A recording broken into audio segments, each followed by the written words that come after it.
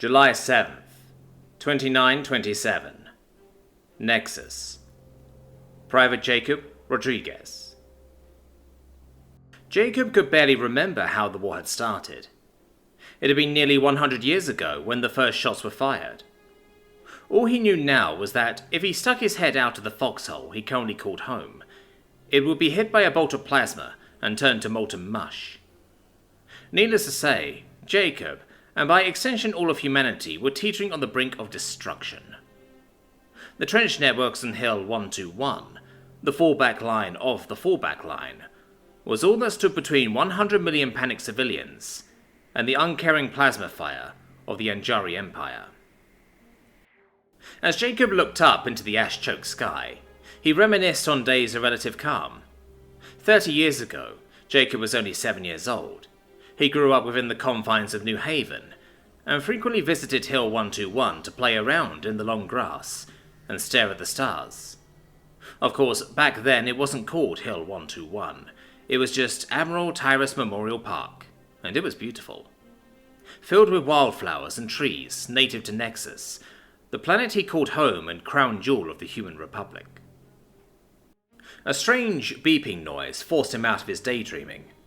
At his feet lay a glowing orange plasma grenade.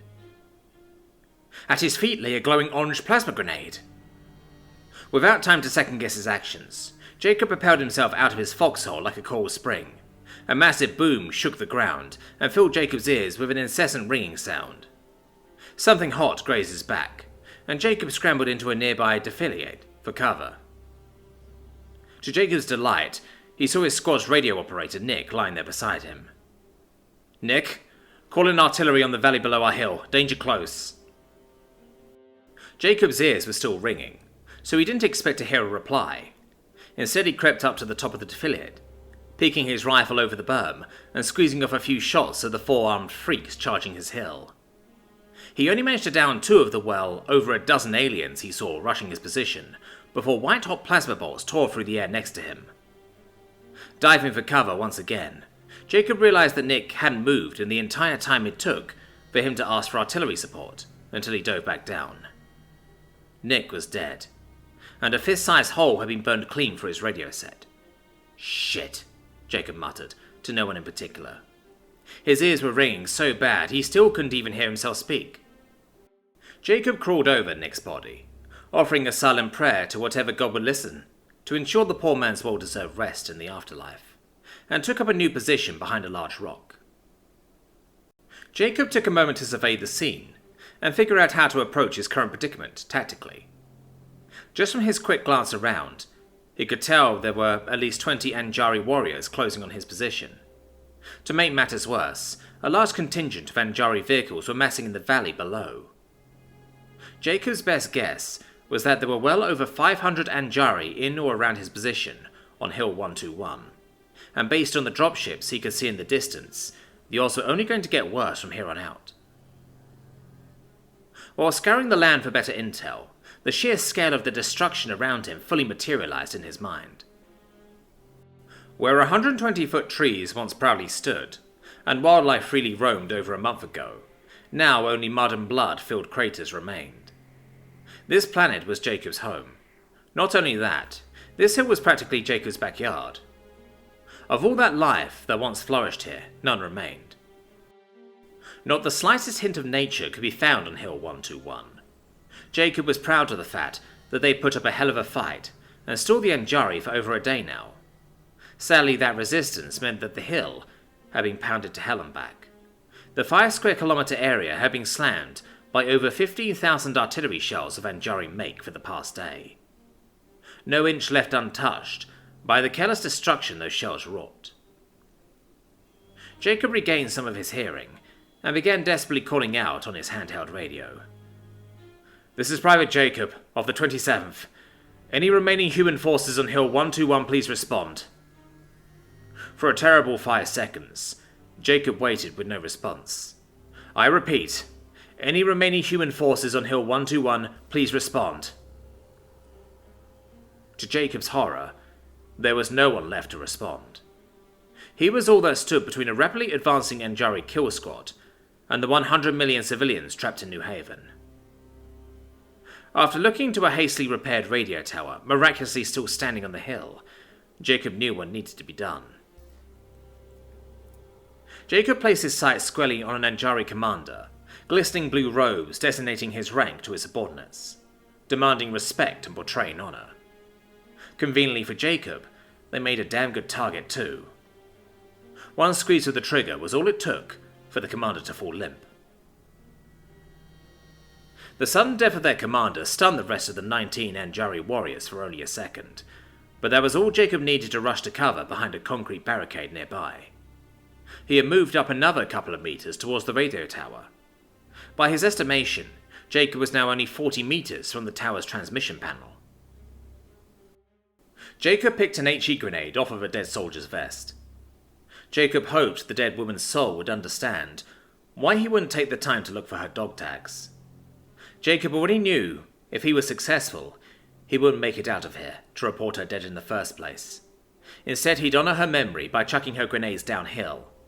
Judging on the screams alone, he'd hit his mark and took down at least 3 advancing Anjari. Another quick burst of gunfire, and Jacob cut down another 2 warriors. He felt confident to make a mad dash to the nearest cover now, only getting his eyebrows slightly singed by a close passing plasma bolt in return. Just 30 more meters.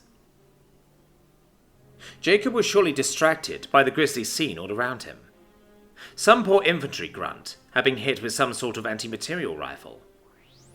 Without going into too much detail, the poor soul was reduced to simply painting the ground red in a terrible 10-meter radius on and around Jacob's cover.